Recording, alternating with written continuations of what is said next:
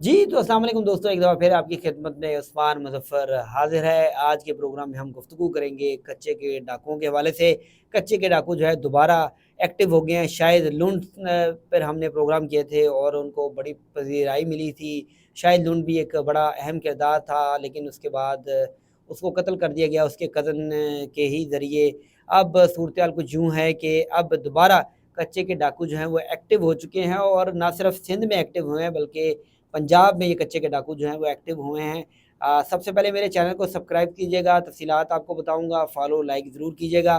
और मैं आपको ये बताऊँ कि कच्चे के ये डाकू जो हैं, जो एक्टिव हुए हैं, तो सबसे बड़ा हमला जो है वो पंजाब पुलिस पर किया है और 5 पुलिस एहलकार जो है वो इस वाक़ये में शहीद हो चुके हैं। इन एहलकारों को कैसे शहीद किया गया, कैसे दाग लगाकर आरपीजी मिसाइल जो है वो मारा गया, इस सूरत-ए-हाल से भी मैं आगाह करूँगा। अफ़सोसनाक सूरत-ए-हाल है, एक तरफ हुकूमत कहती है कि इनके ख़िलाफ़ कार्रवाई की जा रही है, पूरे केपीके में फ़ौजी ऑपरेशन किया जा रहा है। ना सिर्फ़ फ़ौजी ऑपरेशन, हर किस्म का असला, हेलीकॉप्टर, जहाज़, एयरक्राफ़्ट सब इस्तेमाल किए जा रहे हैं। लेकिन बदकिस्मती है कि कच्चे के डाकुओं को ख़त्म नहीं किया जा रहा। इनमें ऐसा क्या है कि इनको ख़त्म नहीं किया जा रहा?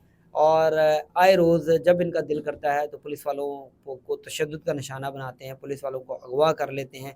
हत्ता कि जो पंजाब पुलिस या सिंध पुलिस के एहलकार हैं, उनको शहीद कर दिया जाता है। हाल ही में ये सूरत-ए-हाल नज़र आई है जिसमें 5 पुलिस एहलकारों को शहीद किया गया। इससे कबल 12 पुलिस एहलकारों को शहीद किया गया था। बहुत अफ़सोसनाक है।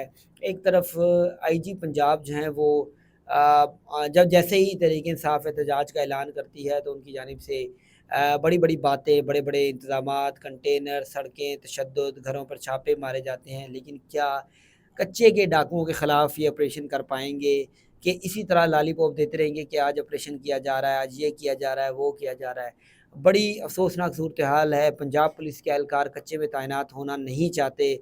जब उनसे पूछा जाता है कि आपकी ट्रांसफ़र जो है वो कच्चे रहीम यार ख़ान वग़ैरह इधर की जा रही है, तो आप जाना चाहेंगे? तो वो एहलकार जो है वो नहीं जाना चाहते और इसी वजह से नहीं जाना चाहते कि ये कच्चे के जो डाकू हैं, ये पंजाब पुलिस की चौकियों पर हमला करते हैं और उनको शहीद कर देते हैं, ताकि ज़ख्मी करते हैं। बहुत सी वजूहात हैं, लेकिन हुकूमत को होश के नाखुन लेने चाहिए, इनके खिलाफ़ कार्रवाई करनी चाहिए। दूसरी जानिब सिंध हुकूमत का इसमें बड़ा किरदार है। सिंध हुकूमत अगर इनके खिलाफ़ कार्रवाई नहीं करती तो बहुत सी सूरत-ए-हाल गंभीर हो सकती है। कच्चे के डाकू जो हैं वो इस वक़्त उनको असला कौन पहुँचा रहा है, ये भी बात सोचने की है। उनको फ़ैसिलिटेट कौन कर रहा है, उनको खुराक, उनको हर किस्म की चीज़ें सहूलियात मुयस्सर है, मोबाइल फ़ोन मुयस्सर है। तो अब सूरत-ए-हाल कुछ यूँ है कि हर बंदा परेशान है कि ये कच्चे के डाकू हैं क्या? क्या इनके खिलाफ़ कार्रवाई क्यों नहीं होती? क्या रिस्ट्रिक्शन है? जब हम हुकूमत से पूछते हैं तो उनका कहना है कि ये दरियाई इलाका है, दलदल वाला है, किश्ती पर जाना पड़ता है, कच्चे के डाकू वहाँ से मॉनिटर करते हैं, वो हमला करते हैं। तो क्या सिर्फ़ यही प्रोसीजर है कि सिर्फ़ आप कश्तियों में जाएँ और अपने पर हमला करवाएँ और वापस आ जाएँ? क्या हेलीकॉप्टर का इस्तेमाल नहीं किया जा सकता?